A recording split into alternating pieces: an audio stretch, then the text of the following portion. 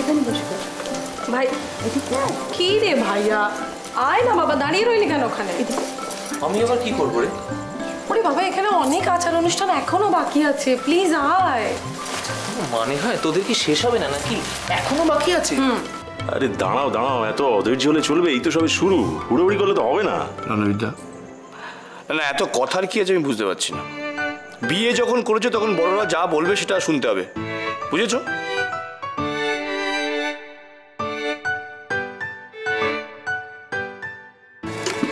কোনো কথা না বলে চুপ করে বস, যা যা হয় সব কিছু। আচ্ছা বল কি করতে হবে, বল এবারে বল।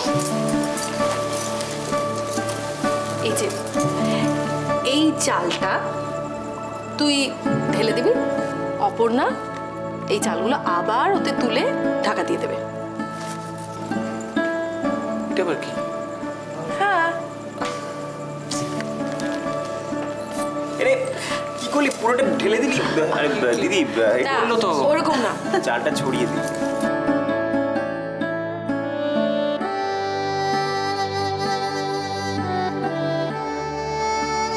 ঠিক আছে না? একদম ঠিক আছে। এবার অপর্ণা।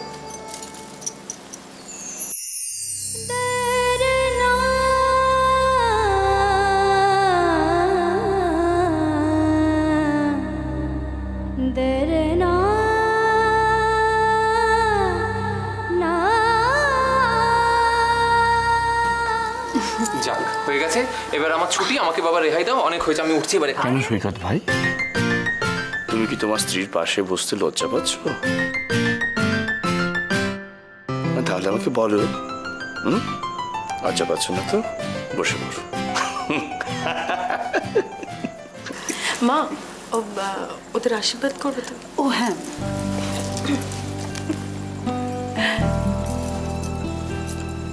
না মা, তোমার জন্য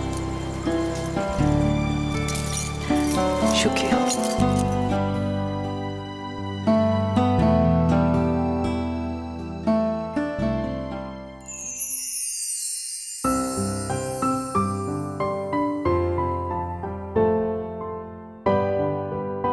শশাঙ্কদা, ও শশাঙ্কদা, আপনি অপর্ণা সৈকতকে আশীর্বাদ করবেন না?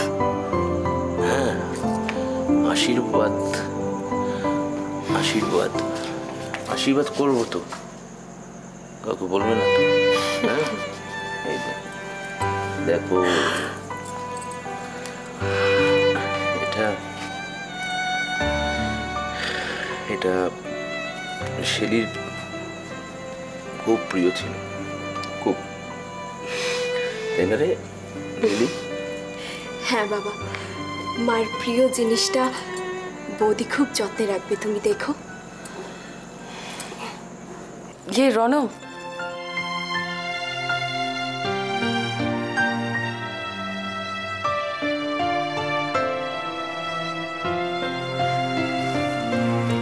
অপর্ণা এই নাও, এটা তোমার জন্য।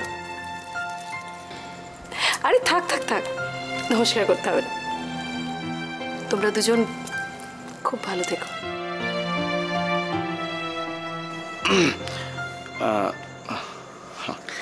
অপর্ণা, এটা এই উপহারটা আমার জয়ন্তীর পক্ষ থেকে না, ওটা না, ঠিক আছে, থাক থাক, আশীর্বাদ করছি। এটা আবার কবে হলো, আমরা জানতে পারলাম না তো? এই অপর্ণা দেখাও না কি দিল, তুমি দেখো না।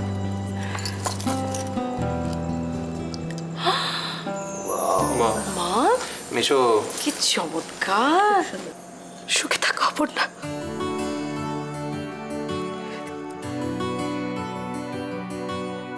হ্যাঁ, ব্যাপারটা হচ্ছে যে দারুণ তো হবেই, কারণ পছন্দটা কার দেখতে হবে তো।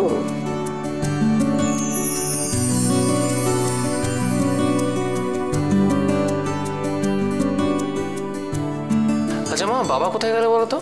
তখন ফোনটা এলো, কার ফোন? কোন ইম্পর্টেন্ট কল?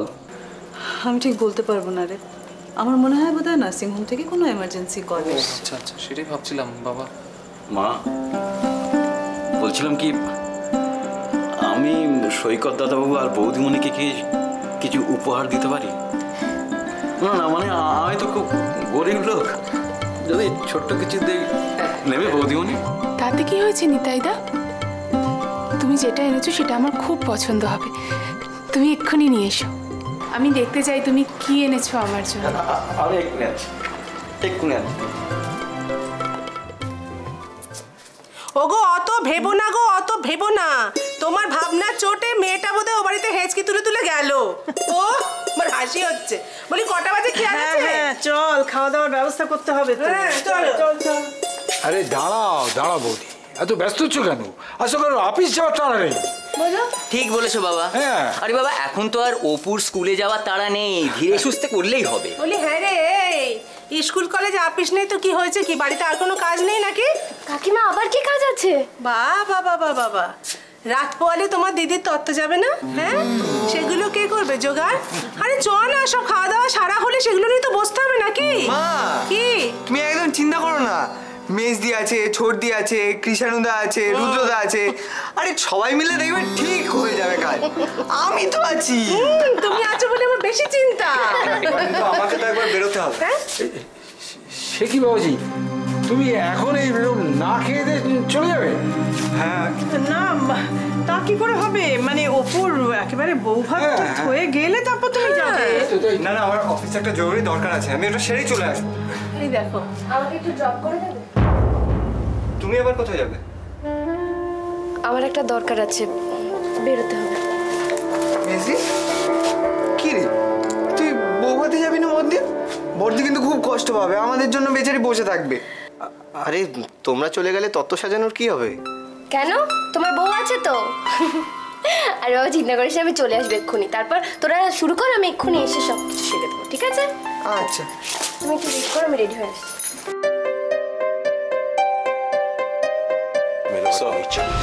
আরে চন্দন, এইভাবে আমার ডেকে পাঠালে কেন? আপনি বেরিয়ে যাবেন না আমি সিকিউরিটি ডাকতে? আরে কিসের জরুরি? তুমি তো জানো আজকে আমার বাড়িতে ছেলের বউ আসছে, তার থেকে জরুরি আর কি আছে? কি বলেছি আমি সেটা জানি স্যার। আবার কিন্তু কিন্তু কি আজকে আমার বাড়িতে আমার লক্ষ্মী আসছে, বুঝতে পারলে? তা কত লোকজন। আরে তোমায় তো আমি বলেছিলাম একদিন আমাকে ডিস্টার্ব করো না।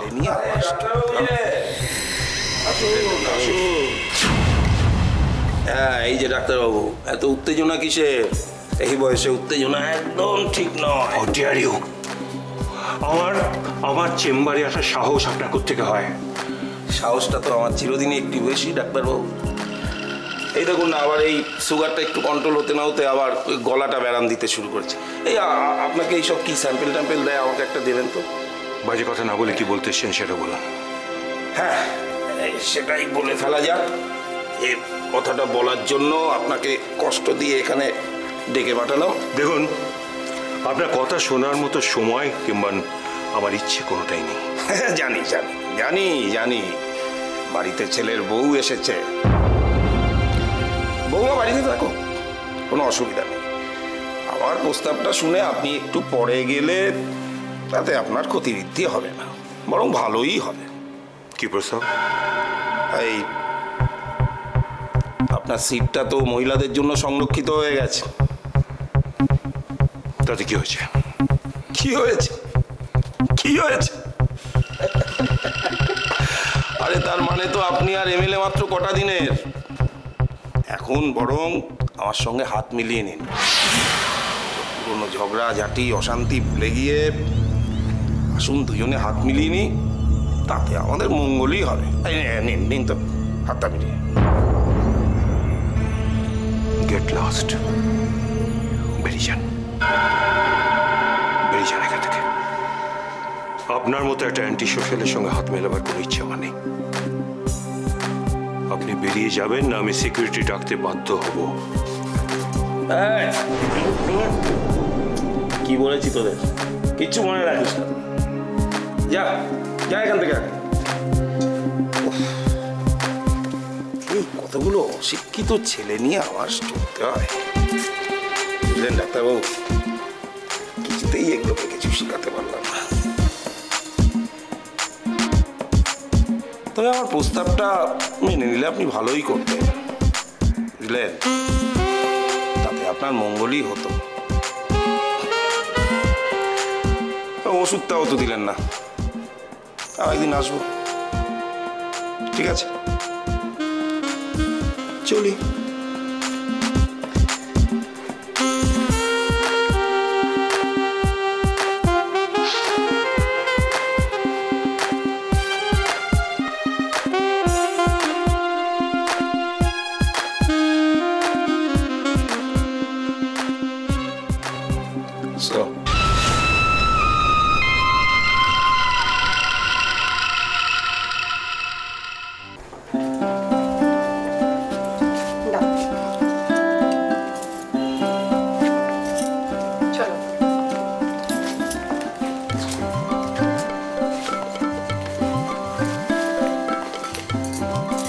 অপর্ণা, এখন থেকে এ বাড়িতেই তোমাকে তোমার মতন করে সব কিছু মানিয়ে নিয়ে থাকতে হবে।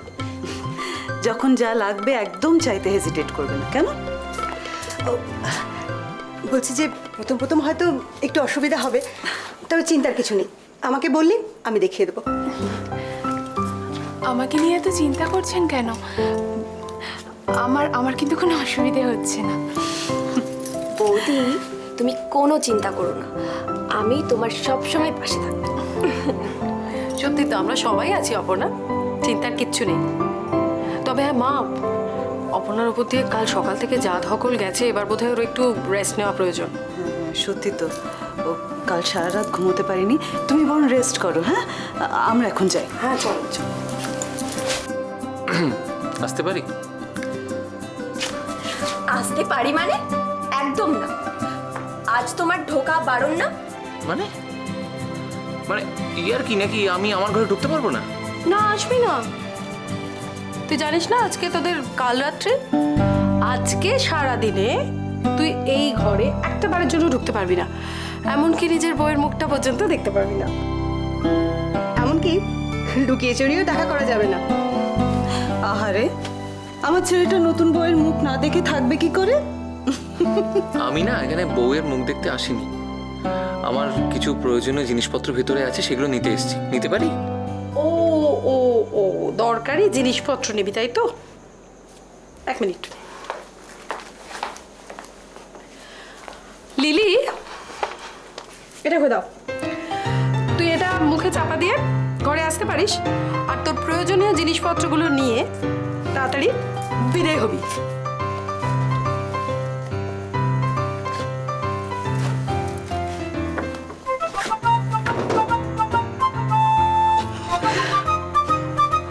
লিলি, একটা গুরু দায়িত্ব আজকে পালন করতে হবে, পারবে তো? বলো আমায় কি করতে হবে?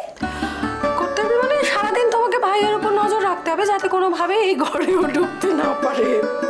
ঠিক আছে, তুমি কোনো চিন্তা করো না। দাদা এখানে আসলেই আমি সবার আগে তোমায় খবর দেব। এই কি ব্যাপার বলতো, তোর এখনো হলো না? মা, যা বিদে হ, যা বলছি।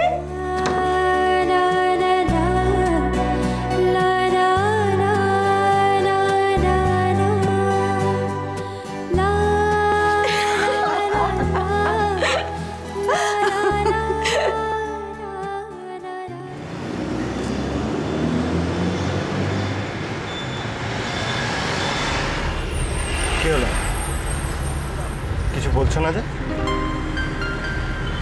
কি বলবো? আরে বাবা, তুমি বলবে না তো কে বলবে?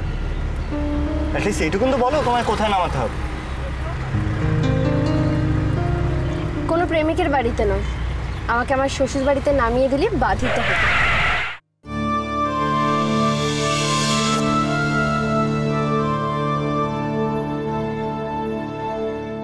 কি ব্যাপার বলো তো দোয়েল? ব্যাপার আবার কি? আমার দরকার আছে। কি এমন দরকার যে তোমাকে এক্ষুনি বাড়ি যেতে? আমি আমার সবকিছু তোমাকে বলতে বাধ্য নই রুদ্র। দোয়েল, তুমি সবসময় আমার সাথে এরকম ভাবে কথা বলো কেন? আমি স্পষ্ট কথা স্পষ্টভাবে বলা পছন্দ করি। তার মানে দোয়েল, তুমি আমার বিবাহিত স্ত্রী, তোমার প্রতি কি আমার কোনো অধিকার নেই? অধিকার ছিল রুদ্র, কিন্তু তুমি তোমার নিজের দোষে সবকিছু হারিয়েছো। আচ্ছা দোয়েল,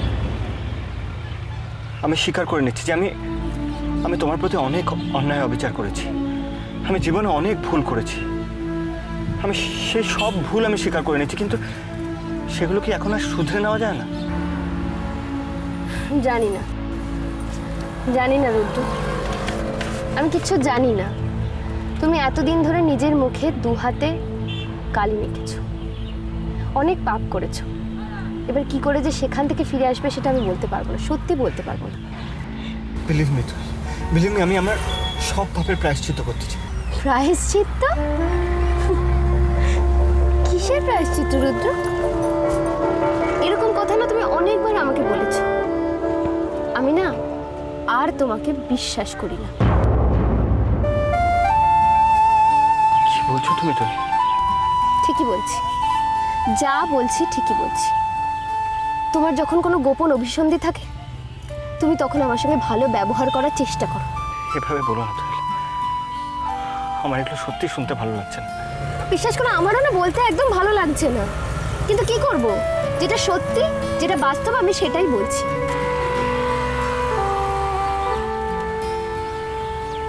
তুমি যখন আমাকে এভাবে রিফিউজ করছো তখন আমিও বলতে বাধ্য হচ্ছি যে তোমারও ব্যাপার স্যাপার আজকাল আমার সন্দেহজনক লাগে। দেখো রুদ্র, সন্দেহ করার মতো এমন কোনো কাজ আমি করি না। করো না? যখন তখন তুমি বাড়ি থেকে বেরিয়ে যাও না, যখন তখন তুমি ওই তোমাকে খোঁচা দিলে না তোমার বাস্তবটা বেরিয়ে পড়বে। থাক রুদ্র, আর কিচ্ছু বলতে হবে না। তুই বিশ্বাস করো, আমি এসব বলতে চাইনি। আমি আমরা কি সবকিছু ভুলে গিয়ে আবার কাছাকাছি আসতে পারি না? হয়তো পারি, যদি তুমি নিজেকে বদলাও। আমি তো বলছি তো, আমি বদলাতে চাই, সত্যি আমি বদলাতে চাই। তোমাকে যা করার করতে হবে। জানো তো রুদ্র, মেয়েদের মন একবার ভেঙে গেলে সেটা কখনোই জোড়া দেওয়া যায় না। থাক, চলো আমাকে বাড়িতে ড্রপ করে দাও।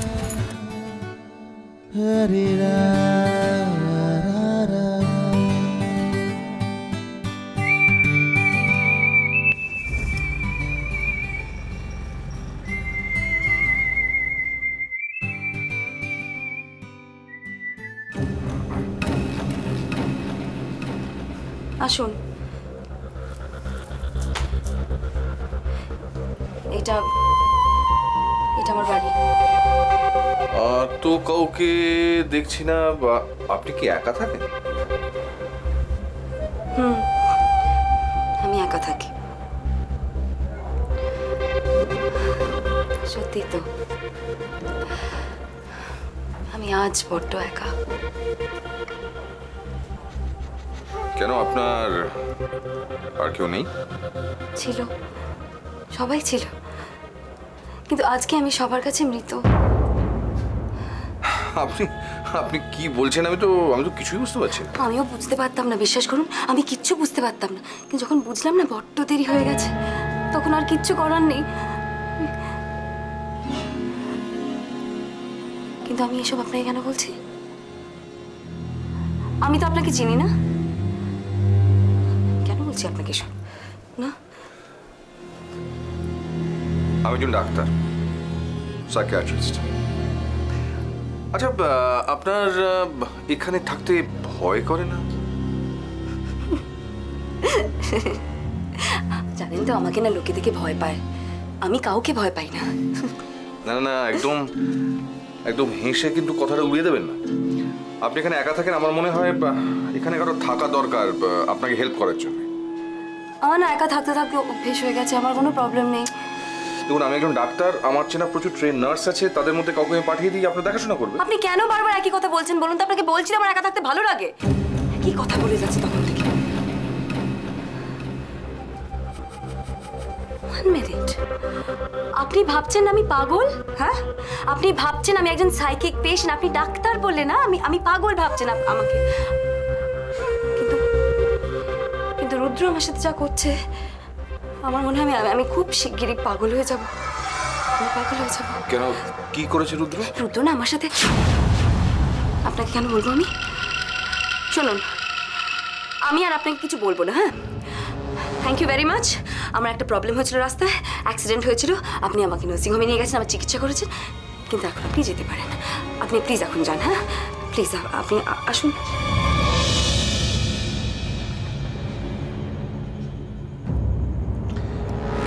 আসলে কি জানেন,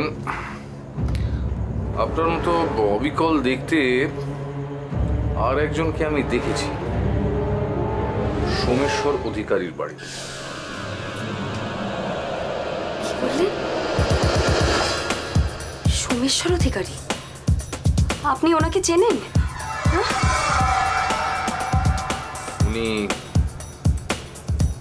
উনি আমার পেশেন্ট ছিলেন। চলে। কি বললেন? দাঁড়ান, কি বললেন? দাঁড়ান।